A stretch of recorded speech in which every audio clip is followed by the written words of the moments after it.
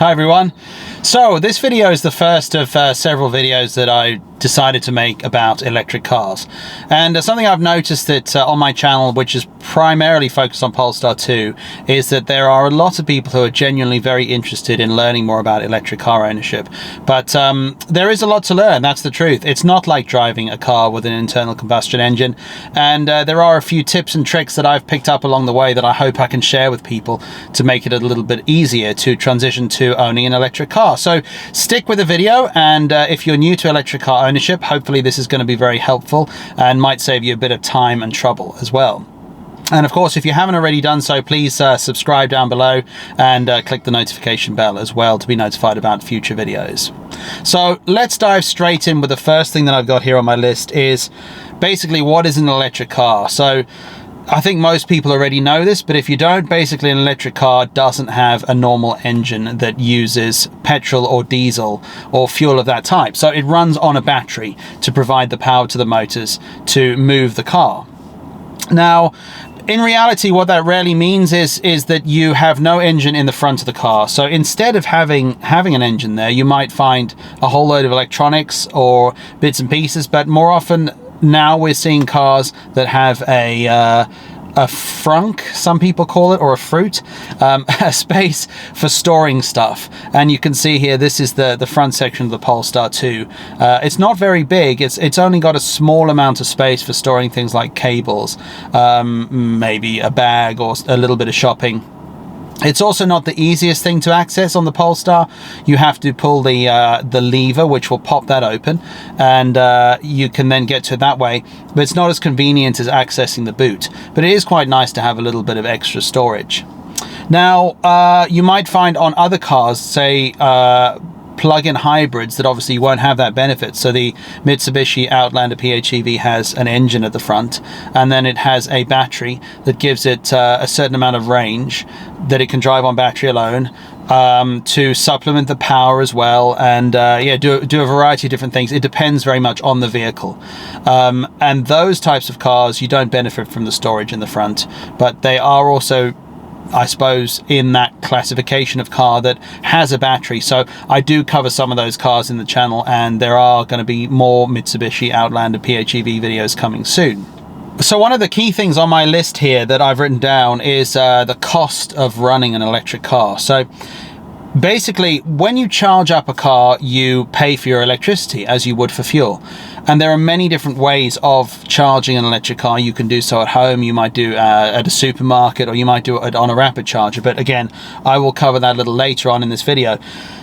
In terms of cost of ownership, it's something to really consider when you're looking at buying an electric car, because in many cases they are more expensive than a petrol or diesel car will be.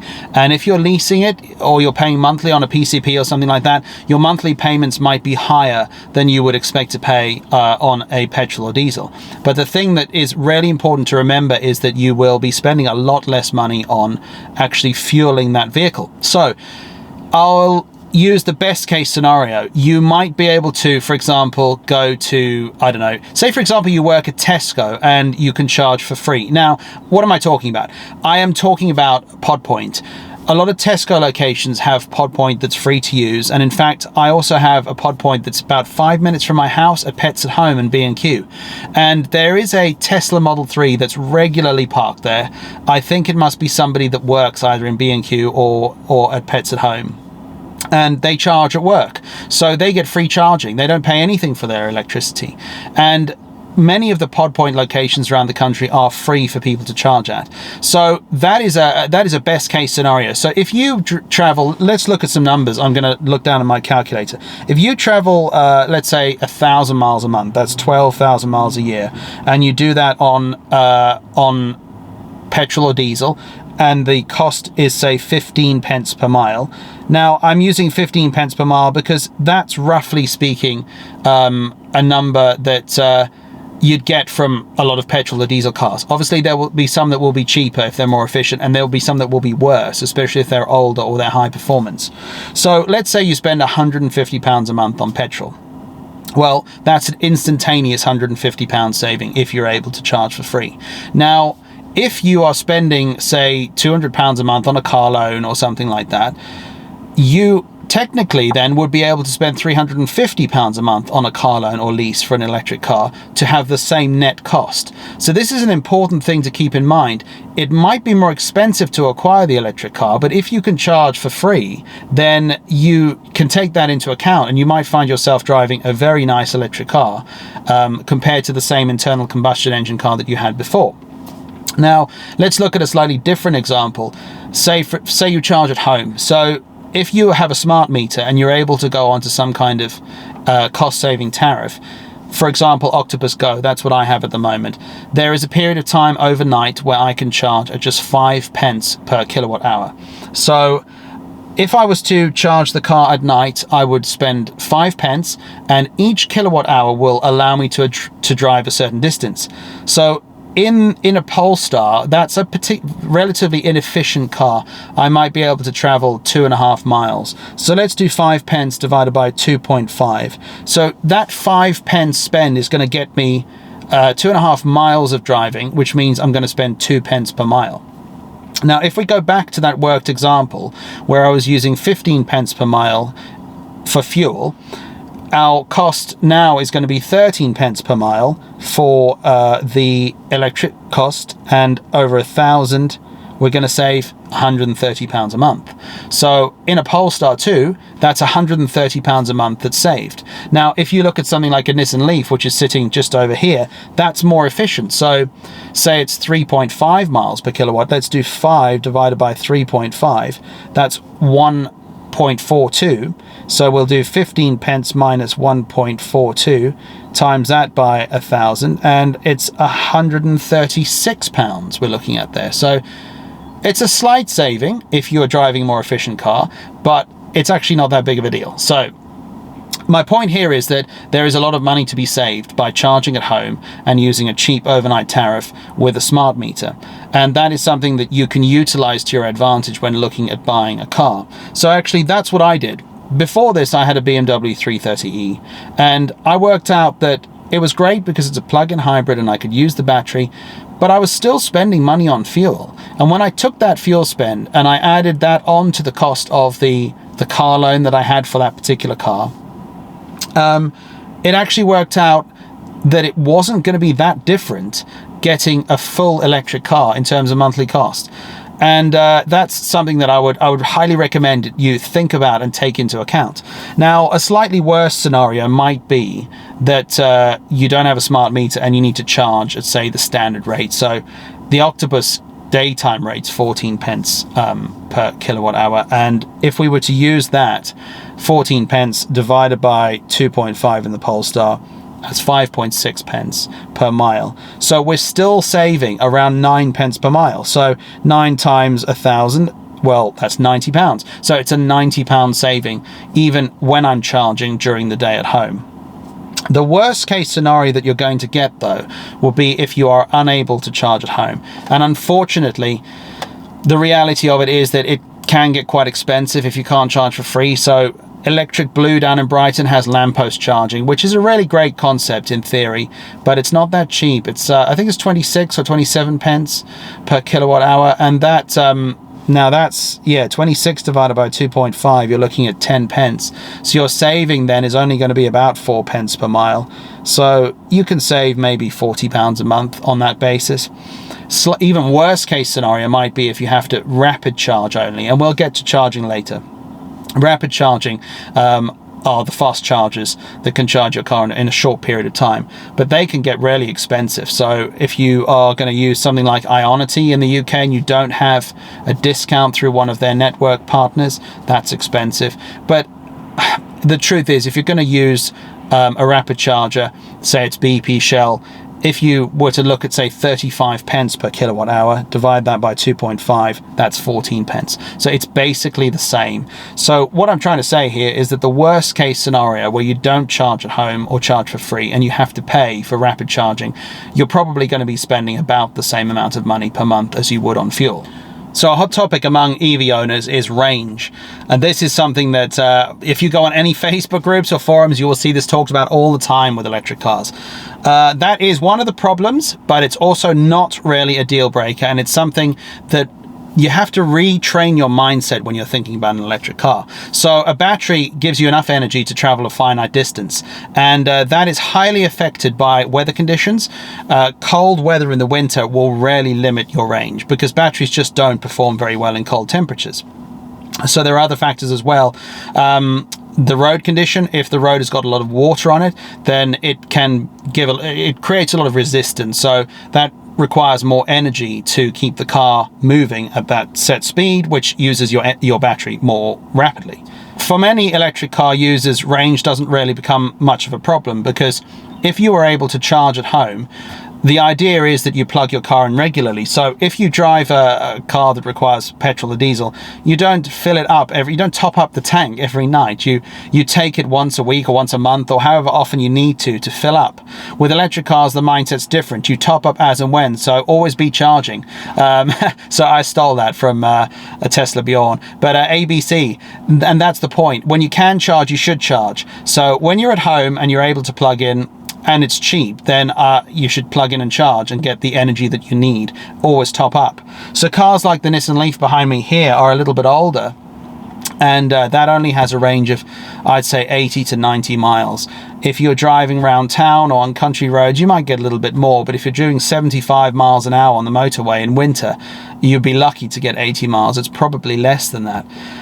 Cars like that are okay for some people. If your commute's 10 miles each way and that's all you do, and you go to the supermarket or you drive around the city, then actually cars like that are really good because they're affordable. They make a very good used buy, and they're efficient, so they don't cost very much to run. But cars like the Polestar have a much better range, a couple of 100 miles in winter on the motorway. And in summer, you'll find that, say, the Tesla Model 3 long range will have a really good traveling distance. The Polestar hopefully will as well. But this is where it's a hot topic. Different manufacturers have different claims on their website. So the WLTP is the standard testing, one of the standard testing platforms for EV range. And like with all petrol and diesel cars, the claims are very difficult to achieve. So the Polestar states 270 miles. In summer, it might be possible to do that, yes. But in winter, in temperatures of 2 or 3 degrees, on a road that's wet, no, it's not possible. Maybe a couple of 100 miles. And if you are heavy with your foot, you drive aggressively, you drive at higher speeds, it will get worse. So range is something to bear in mind. Choose your electric car carefully and do plenty of research, because it is best to get the car that suits your needs best, and it's better to know that before you get the vehicle rather than to discover it the hard way.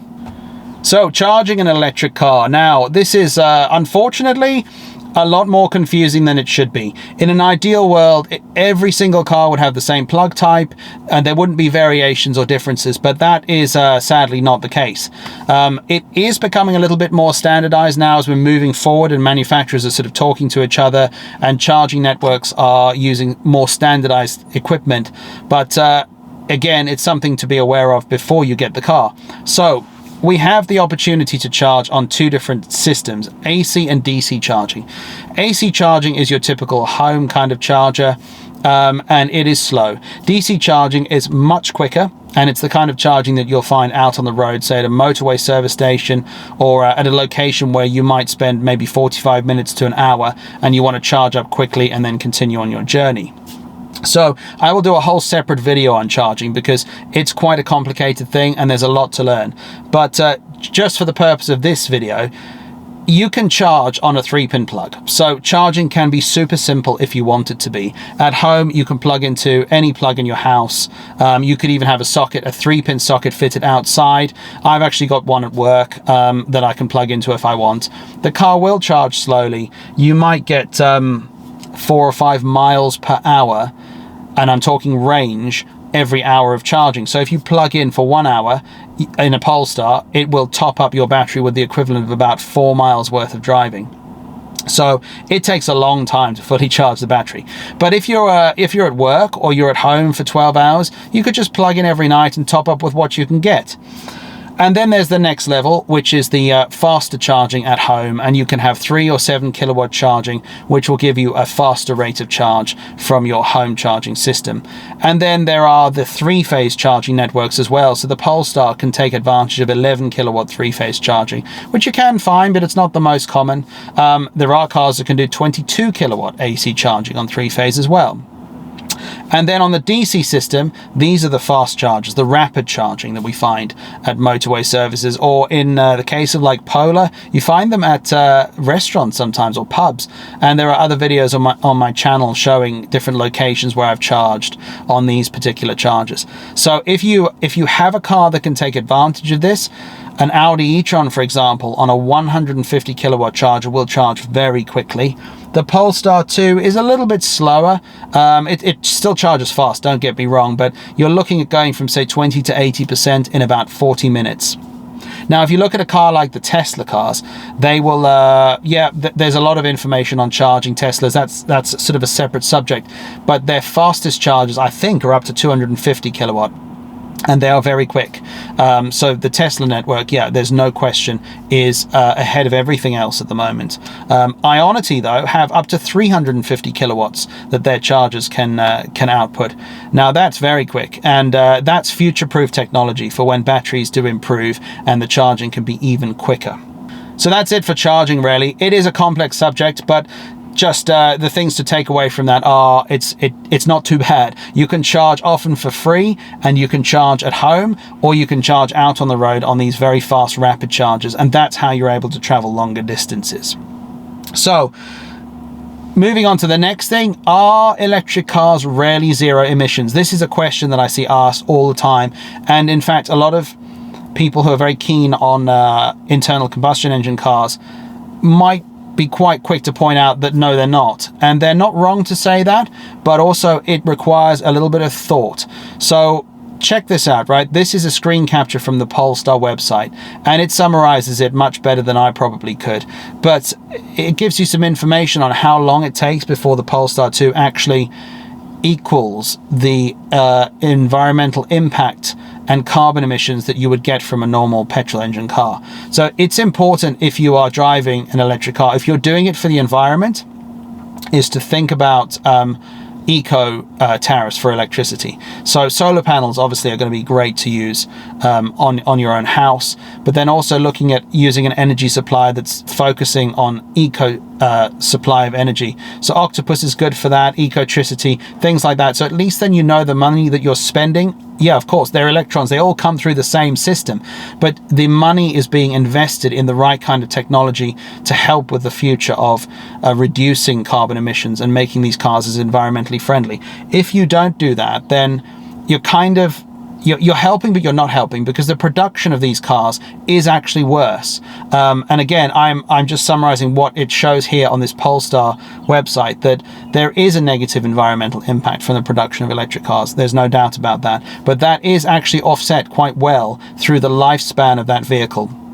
And you can help by focusing on eco tariffs and charging with environmentally friendly electricity whenever you possibly can. So yeah, I mean, this is just an introductory video on electric cars, and I hope it's been helpful to summarize the core concepts. The final thing I really want to mention is they are very fun to drive. Electric cars are fantastic. So I went into my local village, Cookfield, earlier on today for a walk, and there's a BMW M4 that's always parked on the same street, and it is a lovely car. It's a few years old. But you go onto Wikipedia, and Wikipedia will tell you that I think it says it's a high-performance car or something like that, but words to those effect. And then you look down at the specs and you see the horsepower on offer and the torque. Well, actually, it's very similar to the Polestar. In fact, the torque is way less. The Polestar has way more torque. But then I had a look on the internet, and it's sort of like the cost of leasing one, and then the cost of fueling one of those cars, and it made me think, wow, yeah, the Polestar is an amazing car. It really is, for what I am paying on a monthly lease. It is a fantastic car. It is so much fun to drive, because the energy, that the power and the torque that you get from this car is phenomenal. And in order to achieve that, you really do have to buy or lease a high performance vehicle of some kind. And there's no doubt, like, internal combustion engine car fans are probably going to hate now on this video, but my point is those are fantastic cars. There's no doubt about that. And comparing them is perhaps a little unfair. But what you do find is in these electric cars, you find a lot of power and a lot of torque in a car that you perhaps wouldn't expect it. So even something like the Nissan Leaf is actually a very sporty car to drive. It's a lot more reactive than you would expect from a car that would be a similar price to that particular car. And that is something I really enjoy about driving an electric car. And other benefits to it, yeah, you can obviously have the environmental benefit that is on your side if you go for an electric car, but there are some other perks. There are some towns and cities that offer free parking to electric vehicles. Brighton has a few locations. The electricity that you have to pay for is expensive, but if I'm honest, I think when you compare the two, it probably works out quite nicely. And in fact, you probably save some money by using an electric car and parking in Brighton. There are some cities around the country, like I think it's Leeds, Bradford has a really good program for electric cars. And you'll find around Scotland, there's quite a strong emphasis on free charging and encouraging people to switch to EVs. So that's another big bonus is free parking and sometimes free power. So I hope this video has been useful and it's given you a bit of insight into electric car ownership. But the most important thing is do some research and make sure you consider all options before you jump into the electric car market. Again, if you could subscribe down below, comments, great to hear people's experiences with electric cars. And I'll be back again with another video very soon. Thank you.